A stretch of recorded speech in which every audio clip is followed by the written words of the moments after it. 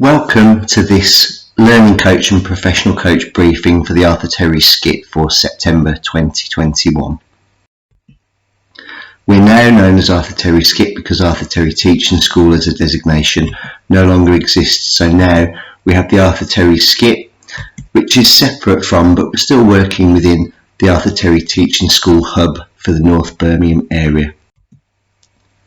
All the information that you need as a learning coach or a professional coach can be accessed on our online platform, and if you're a new learning coach, your username and password will be coming by email shortly. If you're an existing learning coach, you should have a username and password already, and this hasn't changed. If you've forgotten these, please email Richard Ellis and he will reset it for you. Everything that you need is located on this platform. Our associate teachers are joining you on the 27th of September if they're secondary, and we've asked them to email you early this week to inquire as to when and where and who to meet on the Monday. Primary associate teachers have already been in school but will begin their foundation experience with you on Monday the 4th of October. On our online platform this week you'll be able to see their personal profile, and you'll also be able to see the course calendar for the year and the handbook for associate teachers on the Learning Coach or Professional Coach page. On this page as well, you will find a roles and responsibilities section. Could you please read through this and make sure that you tick to submit to agree the roles and responsibilities that you have. We do need everybody to respond to that, please, this year. There's also a survey for learning coaches and there's one for professional coaches as well. If you're new to the role this year, we would ask you to complete this survey so that we can look at training needs and your current level of experience to be able to support you. In terms of email communication this year, we're planning to send you a briefing every half term that's going to remind you of the termly focus and the key strands that are involved in our course, and a synopsis of the training sessions that take place within the centre.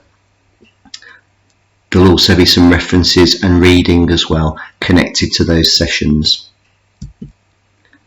In addition, subject pedagogy leads for secondary will email you as a learning coach weekly to briefly describe what subject specific training they have done during that Friday afternoon session. Our course is structured in 3 blocks of school experience. The foundation experience is this term where they're teaching 4 days a week over Monday to Thursday for secondary, and on primary route it's Monday, Tuesday, Wednesday, Friday, and their training day in a range of different schools is on Thursday. And during this first term we're looking at understanding the core concepts of teaching and learning and focusing specifically on behaviour, lesson planning, cognitive science strategies and engagement. And with primary, we're also beginning to focus on early reading and early mathematics teaching. Our course success depends on the purposeful integration of our centre-based training and our school-based training.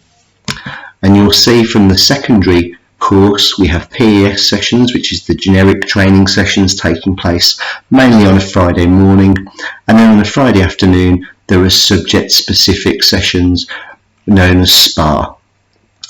We've moved to having learning coach meetings for secondary in subject groups once a term, and we've changed this because subject specific pedagogy is actually more important than generic pedagogy. Hence on the diagram the cog for SPA is bigger.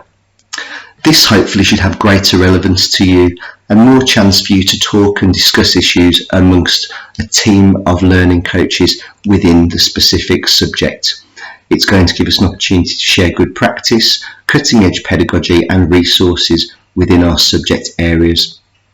The intention is to develop you as learning coaches further as lead practitioners and greater expertise in your subject. It may also lead to promotional opportunities, potentially the opportunity to come and deliver some sessions with us, or even join our team in the future. Our school-based training has to be integrated with the training that takes place within the centre. So this half-term briefing and email from subject pedagogy leads for secondary will help keep you informed of the centre-based training that's taking place. Remember though, you can also access all of the training PowerPoints and resources on our online platform. Our PES Plus programme for secondary that takes place within the placement schools should build on the PES sessions in the centre and have a school-specific focus. Our professional coaches run this programme, and it's really good practice for professional coaches to share that training that they're delivering in school to their own teams of learning coaches within the school. We've further developed focused lesson observations this year and are asking associate teachers to observe lessons with a specific focus that links to the training that they're having within the centre. These will be compulsory each week, so your timetable that you design for the associate teachers should facilitate some strategic observations each week. Our target setting procedure involves 2 targets per week in the weekly performance meetings, and one of those is linked to the centre-based training and stage of learning that the associate teachers are at. The second target is linked to issues that emerge from lesson observations that take place within the school. Something further is the opportunity for associate teachers to practice, and this can be within a classroom setting when the children are present in lessons, like it always is, but also to build in the opportunity to practice certain things without children present. And we will be doing this much more within training sessions, but we'd also like you to do some modelling in your schools as well, and give the associate teachers the opportunity to practice certain things outside of lesson time. As learning coaches, showing them how things are done is critically important to us, so increasing the amount of modelling that you can do and talk through what you're doing and why you're doing it, there will be much value in trying to do that more. Out of all of the 3 dimensions of the course here, or the 2 dimensions if you're looking at primary, means that school experience is actually the biggest cog within the system. So you as colleagues are the most important part of our SKIP programme, and it's really important that all of the aspects of the programme are integrated together.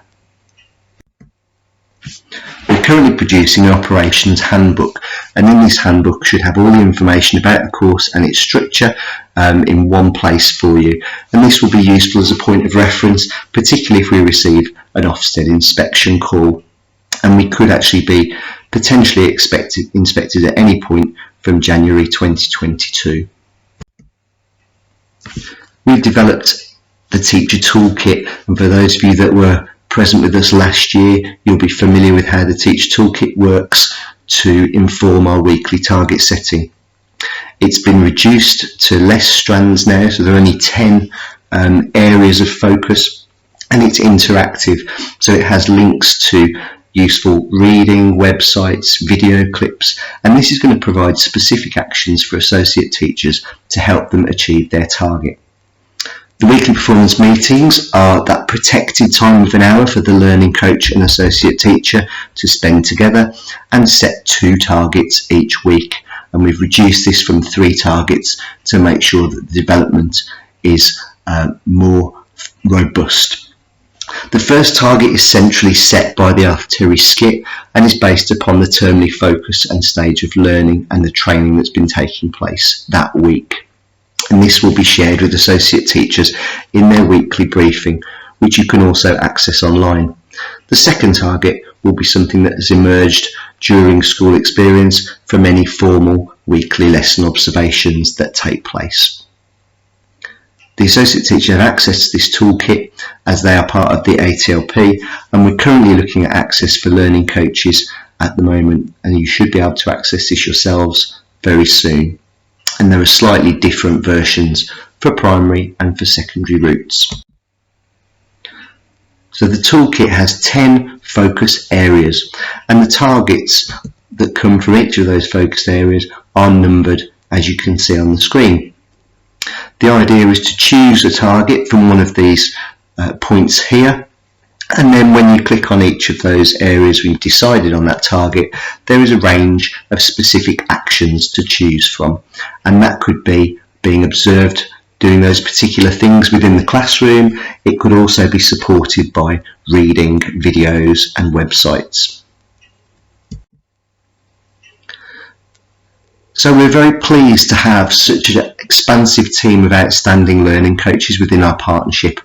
And I wanted to just go through a few points about what an outstanding learning coach looks like. Last year we began to develop an instructional coaching approach, and this has helped to develop the associate teacher in small stages and using the see it, name it, do it approach. Our outstanding learning coaches model practice live within the classroom so the associate teacher can observe it and provide opportunities for practice for the associate teacher. They work collaboratively with the associate teachers, beginning to allow them to take part in parts of lessons, teaching together as a double act, and eventually stepping back and reducing the amount of guidance that they provide, allowing the associate teacher to gradually become more autonomous in their practice. Outstanding learning coaches are not coaches who sit at the back with a clipboard writing lesson observations and then providing feedback afterwards. What they do is they look live in the moment and intervene subtly and direct and support the associate teacher in the moment to help develop their practice live at the time. They don't overwhelm our associate teachers with large amounts of developmental targets, which is why our target setting on a weekly basis has been reduced to 2 targets. They point the associate teachers in the direction of expert practitioners in the school to do focused observations and see best practice in behaviour management or dealing with students with special educational needs. And it's important that you have that knowledge in the school of who the expert practitioners are to point the associate teachers their way. They also fulfil the requirements of the mentor standards for ITT, which is shared on the roles and responsibilities section of the Learning Coach page online. We talked last year a small amount about what makes an effective lesson observation. And the important thing with lesson observations that are written formally each week is that less is more. We're looking for key action steps or the main lever to move the associate teacher forward, and making sure that during the written lesson observation that we type questions in to help prompt us in the post-lesson dialogue, to help us to engage in more of a coaching conversation with the associate teacher rather than just providing large amounts of feedback. It's important to have a balance between positive points and development points, and it actually shown in research that too much positive can actually be detrimental to an associate teacher's development, but also being overwhelmingly negative can have a detrimental effect. So the important thing is to get that balance right between the positive and developmental.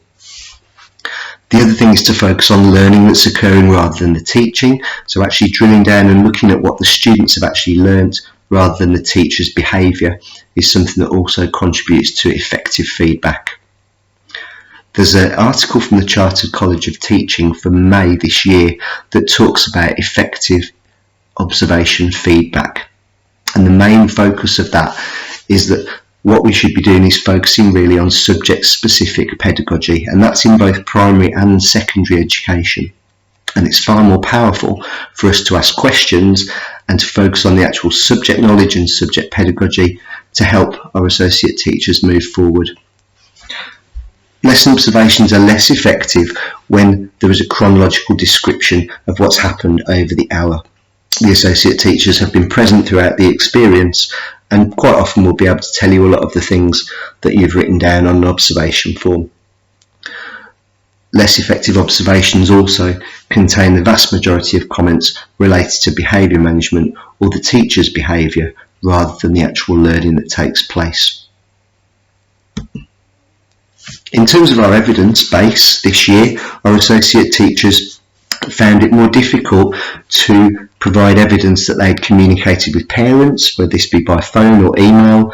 They found it difficult to evidence working with teaching assistants. So we'd encourage you when setting up a timetable to make sure that you, if possible, can provide an opportunity for them to work within a class that contains a teaching assistant. Our professional coaches are looking at trying to develop a strategy for working with the tutor group and making sure that the associate teacher's responsibility within that tutor group progresses throughout the year. Finally, one of our weakest key strands is adaptive teaching, and we'll discuss more about that shortly. So what else can support your development as a learning coach? Well, in terms of instructional coaching, there are 5 training videos that are available through the Learning Coach page of the online platform. And those 5 videos contain training about several different aspects of instructional coaching to help support you. Our subject-based learning coach meetings will take place for secondary, and that will be once a term, as I've mentioned. And our primary colleagues will be able to have a virtual meeting with our primary lead as well once a term. Of course, we'll be coming out to visit you in schools, and that will again provide another opportunity for us to support you. This is the list of the Learning Coach videos that are available online, so if you'd like to pause the video to read the contents of this, you're most welcome. So we mentioned previously about adaptive teaching being one of the areas that associate teachers find the most difficult to evidence and develop in. And the term differentiation tends to be appearing less and less in education at the moment, and the term adaptive teaching has pretty much replaced it, but the two things are quite subtly different. So what is adaptive teaching? The first thing to think about is what it isn't. So differentiation as a term, historically you would see things like all, some, most objectives, and these are learning outcomes that excluded groups of students. You'd also see teachers making a range of different worksheets or a range of different tasks and assigning those things to students based upon their prior attainment. It also involved only doing specific things for certain students that had particular needs, when actually doing some of those adaptive strategies would actually help all students. So why not do it for all students? So adaptive teaching is based upon the concept of universal provision, or what's known as quality first teaching for all, which is inclusive. So we should be looking to help associate teachers design lessons and implement lessons that cover these principles and ensure that the teaching that they provide is the best that it can be for all students to access. There is, of course, the second wave within the graduated approach of more targeted additional intervention, and then specialist provision, for example, providing Braille worksheets for visually impaired students.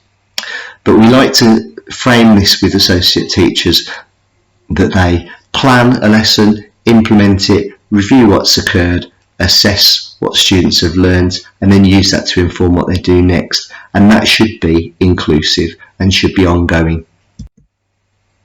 Quality first teaching can be defined in a range of different ways. First of all, it's inclusive, so it's suitable for all students, something that allows all students to be challenged, caters to everybody's needs, employs cognitive science to support that effective teaching, and certain things are done to support the reading and writing of all students. Having said that, adaptive teaching does mean that we're required to adapt, and that is usually an ongoing process rather than planned differentiation for prior attainment. So this could be adapting tasks during the lessons or for following lessons. It could be the students grouping, it could be the pace of the lesson, which may need to be increased or decreased. It could be adapting the outcomes for learners, but still making sure that all students can achieve. It may be altering our assessment or making sure that our assessment informs how we develop further.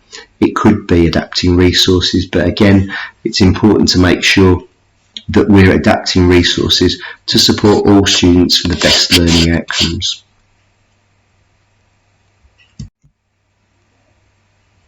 So in essence, when we're talking about adaptive teaching, what we're looking for is the teacher instruction and the actual things that take place in the lesson, effective assessment, and then adapting as we go through lessons or series of lessons to adjust your instruction and your approach as a teacher.